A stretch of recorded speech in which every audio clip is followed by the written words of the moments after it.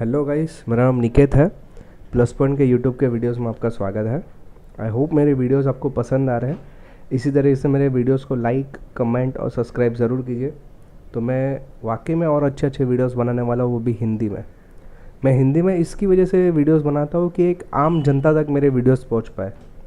जो लोग engineering college में या उधर सीखते हैं तो वहाँ पे इंग्लिश में सिखाया जाता है, उनके लिए भी ये काफ़ी बेनिफिट है। क्योंकि इंग्लिश में जो सिखाया जाता है उसमें उनको कॉन्सेप्ट प्रॉपरली ढंग से नहीं दिमाग में समझ में आते, और हिंदी में अगर उसी चीज़ को मैं समझाऊँगा तो एकदम आसानी से और बहुत बेहतरीन ढंग से उनको समझ में आएगा। तो मेरी कोशिश यही है कि हिंदी में मैं और भी अच्छे अच्छे वीडियोस बनाऊँ। और लेकिन उसके लिए आपको मुझे लाइक, कमेंट और सब्सक्राइब ज़रूर करना पड़ेगा। प्लीज़ मेरे वीडियोस को लाइक कीजिए और कमेंट ज़रूर कीजिए। चलिए आज के टॉपिक की ओर बढ़ते हैं। आज का जो टॉपिक है वो थायरिस्टर है। बेसिकली थायरिस्टर का जो इस्तेमाल रहता है वो आम घर पे वगैरह हम लोग ज़्यादातर नहीं करते। इसका इस्तेमाल इंडस्ट्रीज़ में ज़्यादा होता है, जहाँ पे हैवी वोल्टेज, हैवी करंट के अंदर जहाँ पे काम होता है वहाँ पे थायरिस्टर का इस्तेमाल किया जाता है। हालांकि थायरिस्टर के बहुत सारे प्रकार हैं, मैं प्रकार के ऊपर जाऊँगा और आज उसके अंदर मैं एक प्रकार सिखाने वाला हूँ, SCR। ओके, इसका फुल फॉर्म और इसका डिटेल्स मैं पूरा दे रहा हूँ आपको। थायरिस्टर की अगर मैं बात करूँ तो थायरिस्टर के इतने सारे प्रकार हैं। ये थायरिस्टर खुद एक बड़ा कॉन्सेप्ट है जिसमें SCR है, डेक है, ट्रैक है, फिर उसमें सनलाइट के ऊपर चलने वाला है, GTO है, UGT है, ये उसके प्रकार है। ये अलग अलग प्रकार के बारे में अलग अलग मैं वीडियोस बनाऊंगा, तो उसके अंदर आपको अच्छी तरह से जानकारी मिलते जाएगी। थायरिस्टर को चालू करने से पहले मैं आपको एक डायोड के बारे में थोड़ी सी जानकारी दे दूँ। अगर आपने मेरा डायोड और ट्रांजिस्टर का वीडियो नहीं देखा है तो प्लीज़ ये वीडियो को बाद में देखिए, पहले डायोड और ट्रांजिस्टर का वीडियो देख के लीजिए। ओके, तो डायोड के अंदर ऐसा रहता है कि डायोड जो रहता है उसमें एक जंक्शन रहता है बीच में। अभी देखो आपको दिखाई देगा यहाँ पे एक जंक्शन, जैसे ये देखो ये जंक्शन है।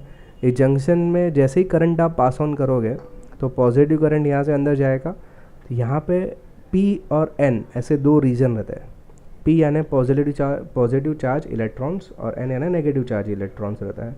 हालांकि इसको टेक्निकल लैंग्वेज में इसको होल्स बोला जाता है और इसको फ्री इलेक्ट्रॉन्स बोला जाता है।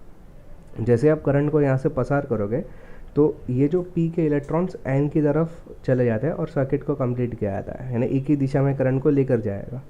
लेकिन जैसे आप उल्टा उसको करंट पास ऑन कराएंगे, जिसको हम लोग रिवर्स बेस बोलते हैं, रिवर्स बेस जैसे ही भेजोगे तो यहाँ पे डिप्लीशन लेयर एक बन जाता है। ये डिप्लीशन रीजन का मतलब ऐसा होता है करंट या इलेक्ट्रॉन्स यहाँ से यहाँ फ्लो नहीं कर पाएगा, करंट यहाँ के यहाँ रुक जाएगा। तो ये जो है मेरा डायोड है। डिप्लीशन लेयर देखो यहाँ पे दिखाया हुआ है। फॉरवर्ड में डिप्लीशन लेयर नहीं रहता है, तो इलेक्ट्रॉन जो रहता है वो negative charge positive charge negative की तरफ चले जाता है और सर्किट को कंप्लीट किया जाता है। और रिवर्स बेस में एग्जैक्टली उसका उल्टा, पॉजिटिव जब भी नेगेटिव N के चैनल के ज़रिए भेजा जाएगा तो यहाँ पे रुक जाएगा, बिकॉज यहाँ पे एक डिप्लीशन लेयर बन जाता है। ये डिप्लीशन लेयर जो रहता है जिसकी वजह से ये इलेक्ट्रॉन्स एक जगह से दूसरे पे ट्रांसफ़र नहीं हो सकते और करंट रुक जाता है। तो बेसिकली ट्रांजिस्टर की मैं बात करूँ तो ट्रांजिस्टर एक सेमीकंडक्टिंग डिवाइस है। जो अगर आपको डायोड समझ में आएगा तो ट्रांजिस्टर आपको ऑटोमेटिकली समझ में आ जाएगा। ट्रांजिस्टर जो रहता है वो PNP और NPN ऐसे दो प्रकार रहता है, जिसमें बेसिकली 3 लेयर रहता है। एक NPN रहता है या PNP रहता है, और उसमें 2 जंक्शन रहता है। ये जो आपको दिख रहा है, डायोड में आपको एक ही जंक्शन था, जबकि ट्रांजिस्टर में आपको 2 जंक्शन दिखाया गया यहाँ पे। ओके, अभी ये जंक्शन बेसिकली ट्रांजिस्टर कैसे काम करेगा, एक समझो एनोड है, कैथोड है और बेस है, मतलब ईमीटर, कलेक्टर, बेस। इसमें ऐसा बोला जाता है कि ये ईमीटर का एरिया है, ये कलेक्टर का एरिया है, ये बेस का एरिया है। जैसे ही बेस को मैं करंट दूंगा तभी मेरा ईमीटर और कलेक्टर जो है वो मेरा कनेक्ट हो जाएगा, यानी तभी करंट आगे बढ़ पाएगा। जब तक मैं बेस में करंट नहीं दूंगा तब तक ये काम नहीं करेगा। एक्चुअली इसके लिए वो स्विचिंग का काम करता है, स्विचिंग और एम्पलीफाइंग का काम ये ट्रांजिस्टर करता है। लेकिन बेस में करंट देने पर ये एक्टिवेट होगा, बेस पे करंट नहीं रहेगा तो एक्टिवेट नहीं होगा। तो ये उसका फंडा है। क्यों उसमें ऐसा रहता है कि जब भी बेस में करंट नहीं दूंगा, मैंने खाली एनोड और कैथोड पे दिया है या ईमीटर और कलेक्टर पे दिया है, तो यहाँ पे एक डिप्लीशन लेयर बन जाता है, जिसकी वजह से और बेस पे करंट देने पर ये डिप्लीशन लेयर हट जाता है और करंट कंडक्टिंग होना चालू हो जाता है ना। ये ईमीटर से कलेक्टर की तरफ करंट जाता है। ओके, तो ये इस तरीके से काम करता है। अगर आपने वीडियो ट्रांजिस्टर का नहीं देखा तो पहले ट्रांजिस्टर का वीडियो देखो और बाद में आगे की शुरुआत करो। इसके ऊपर से बनता है थायरिस्टर। थायरिस्टर बोला तो क्या रहता है, एक सॉलिड स्टेट सेमीकंडक्टिंग डिवाइस है जिसमें 4 लेयर रहता है, P और N के 4 लेयर। अभी जैसे ट्रांजिस्टर में 3 लेयर थे, यहाँ पे देखा, ऐसे इसमें 4 लेयर रहेंगे। ओके, इसमें एक चीज़ ऐसी है कि सभी फॉरवर्ड बेस रहेगा तभी वो कंडक्ट करेगा। चलिए इसको और अच्छी तरह से समझ में करते हैं। तो देखो यहाँ पे एक एनोड का एरिया है, ये कैथोड का एरिया है। एनोड यानी पॉजिटिव, कैथोड यानी नेगेटिव, और इसमें 4 लेयर है अलग अलग। ओके, पी एन ऐसे 2 लेयर्स को, मतलब 2 डायोड को आपस में मिला दिया गया है, तो जिसके वजह से 4 लेयर यहाँ पे बने हुए हैं। ओके, लेकिन इसमें जो दूसरा पी है वहाँ पे गेट एज एन कनेक्टर दिया है, यहाँ से उसको कनेक्ट करें, यहाँ से कंट्रोल कर सकते हैं उसको। बेसिकली कंट्रोलिंग करने के लिए यहाँ पे गेट का कनेक्शन दिया हुआ है। चलिए इसको और अच्छी तरह से समझ पे डिटेल में। उसका एक प्रकार है SCR।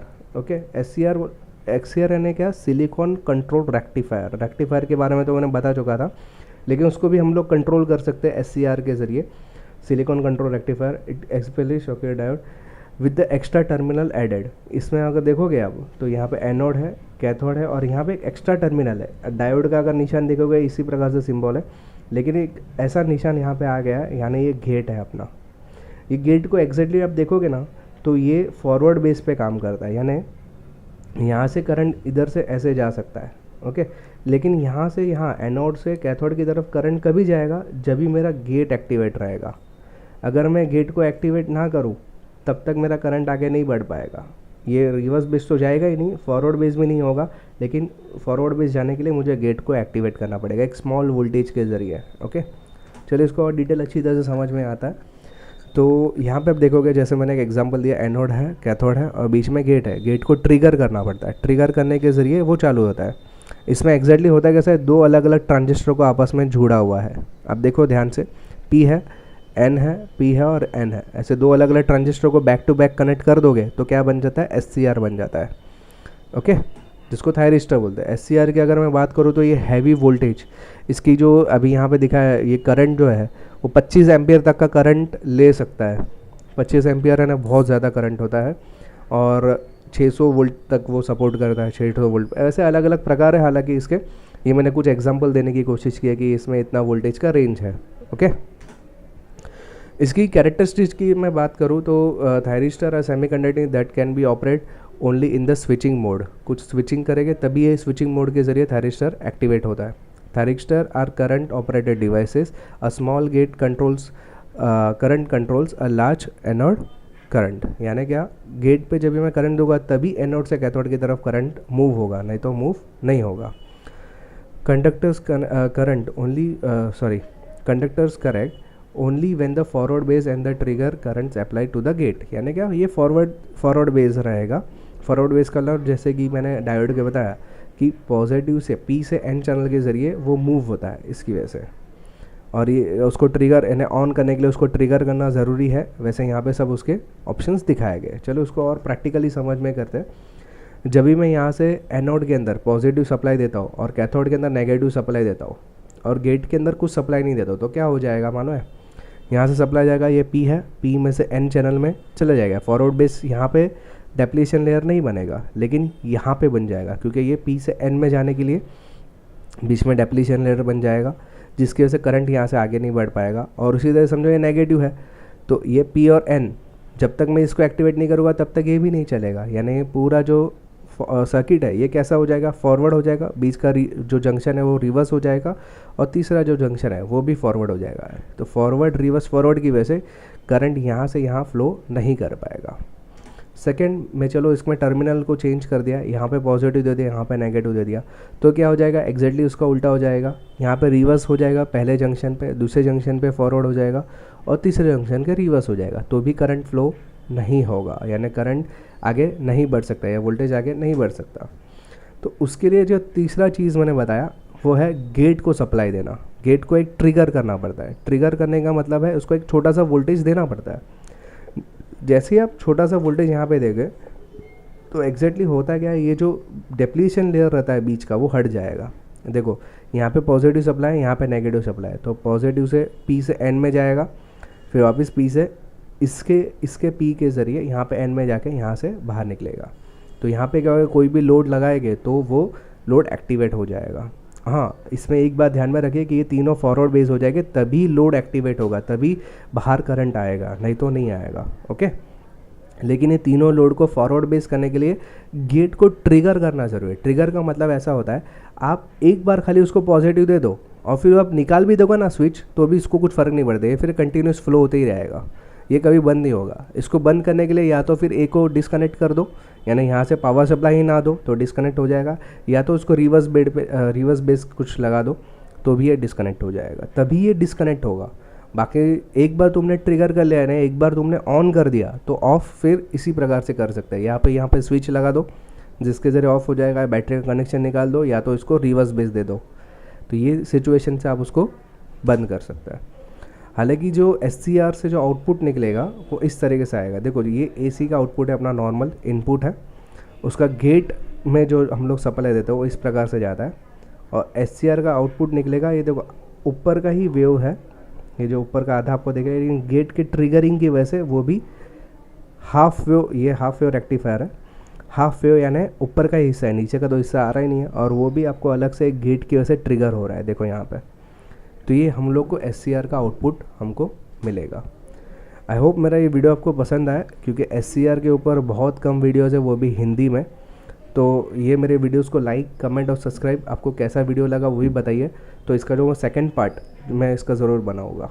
Thanks for listening.